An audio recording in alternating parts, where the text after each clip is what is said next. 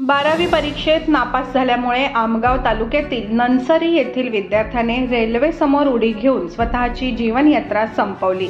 ही घटना गोंदिया रायपूर रेल्वे मार्गावर मंगळवारी 21 तारखेला सायंकाळी 7 वाजेच्या सुमारास घडली। मोहित चंद्रप्रकाश पटले, वय वर्ष 17 असे या विद्यार्थ्याचे नाव। याबाबत अधिक माहिती अशी की नंसरी येथील मोहित या विद्यार्थ्याने मार्च-एप्रिल महिन्यात 12वीची परीक्षा दिली होती।